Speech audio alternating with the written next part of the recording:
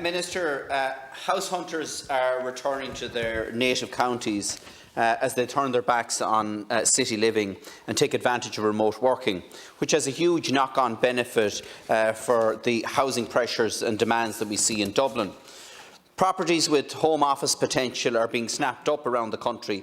My own neighbour in Roscommon, Seamus Carty, has now 43 potential buyers on a waiting list for homes with garden space. But this needs direction and support from government if it's going to happen. I propose to take questions 42 and 61 together. The 2020 programme for government contains several commitments related to working from home, the responsibility of which falls to my own department. There is also a commitment to the development of a national remote working strategy, and to that end a remote working strategy group has been established. A number of issues are being considered as relevant to these commitments, the results of which will be made public in due course. In terms of the current tax treatment of the costs associated with working from home, I would note that any such costs incurred wholly and exclusively for the purposes of the business by an employer may be deducted by the employer in the normal course of calculating the tax liability of their business. From the perspective of the individual employee, there is no specific tax credit available to employees where they work from home.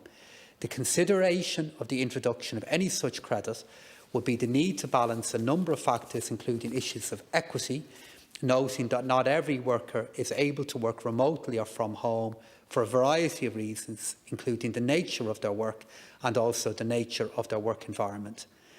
I am advised by the Revenue Commissioner that where e-workers incur certain extra expenditure in the performance of their duties of employment remotely or from work, such as additional heating and electricity costs, there is a revenue administrative practice in place that allows an employer to make payments of up to €3.20 per day to such employees without deducting PAYE, PRSI or USC, subject to certain conditions. I am advised that the Revenue have published detailed guidance on these arrangements on their tax and duty manual, which is contained on their website.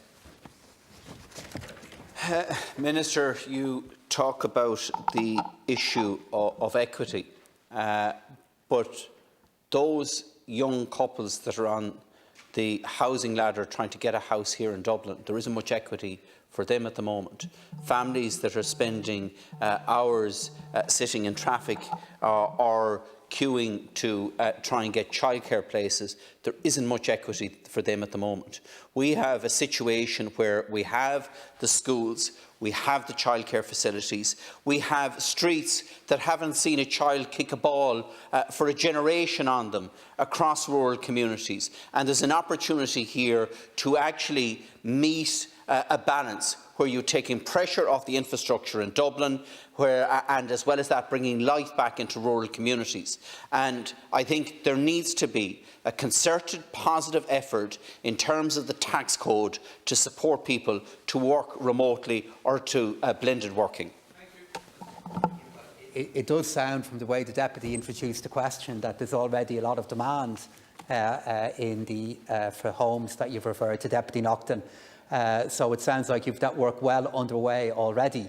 And look, I am aware of, how could I not be, of so many more people who are now working from home at the moment. And of course, they're making the choice regarding where that home is going to be located. There are supports available within the tax code for this already. Of course, in the context of the budget, this is something that we will re-examine. I would make the point, though, Deputy, that we do need a balance in all of this. I do believe with our continued efforts to look after the health of our country, that we do need to find a safe way over time in which we can encourage those who want to work in offices to be able to go back into their offices where they were located. And then, as you have said, Deputy, for those who either do not want to do it or their employer says they don't need to do it, we can find a way in which working from home can be something that can be sustainable.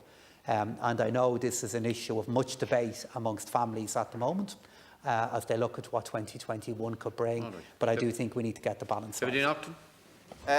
Minister, I'll pick up on your last point, because there is a reference attributed to you in the Sunday newspapers where you're privately concerned about the amount of empty office space across Dublin and elsewhere as employees are encouraged to work from home.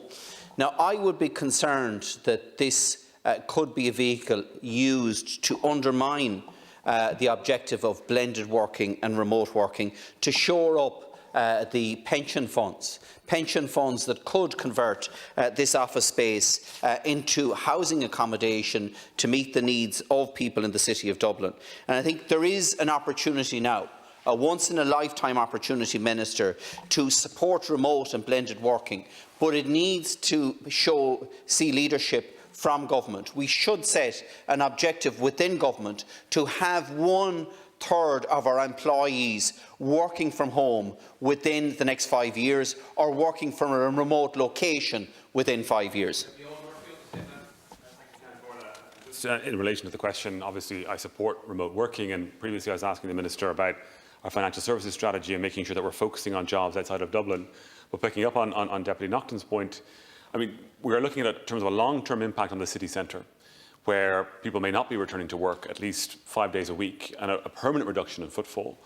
And there is an opportunity for existing developments, which may have been for one purpose, i.e. office space, to become something else, and therefore support the economy locally here in the city centre that we have in Dublin, which has been damaged and continues to be damaged because of the more permanent changes that people are making in their working lives. Thank you.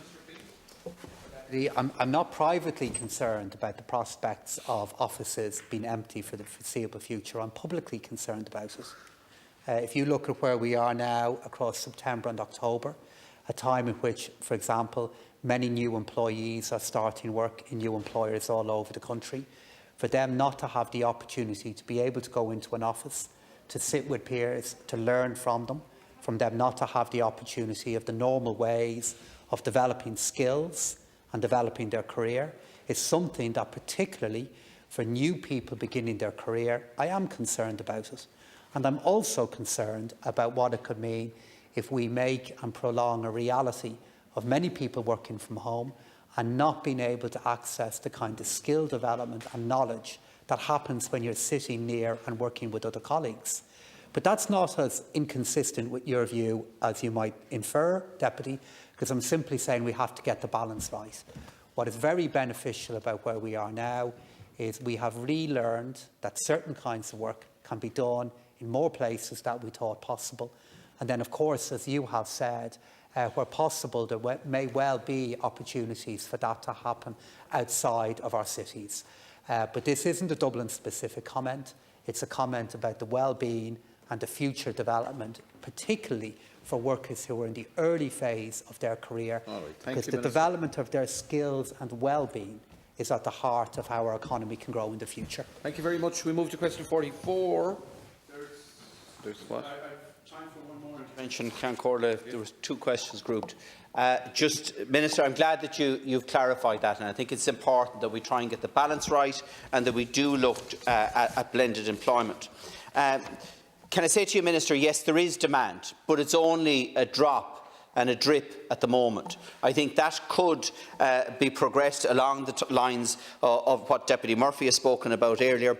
And I think we need to look, and as part of the pre-budget submission that I forwarded to you, we're looking at developing an initiative similar to the Bike to Work scheme, to encourage people to work from home or to adapt their home to meet the demand and facilitate the national broadband plan as it is being delivered across the country. And I would hope, in the context of the budget, that you can come forward with some constructive proposals to support this drip that's happening at the moment, so that we have a greater balance of people moving out to rural communities, while at the same time providing much needed accommodation in this city. Deputy, I take your point. That is the kind of balance we need to try to move to, where we have offices being used in a way that is different to how they were used in the past, but do have people in them who are learning and who are healthy and who are safe. The most important priority is to try to keep people safe to try to reduce the spread of this disease, which is why our public health efforts are so important. But I do hope, as we move through our battle with this disease, we can come up with ways, and we will come up with ways, in which it will be possible and it will be safe for large employers to have more of their staff in the office more of the time than is the case at the moment. And I think that's so important from a skills, productivity and well-being point of view. But we can genuinely do what you are outlining, Deputy, at the same time as trying to make progress on what I'm referring to.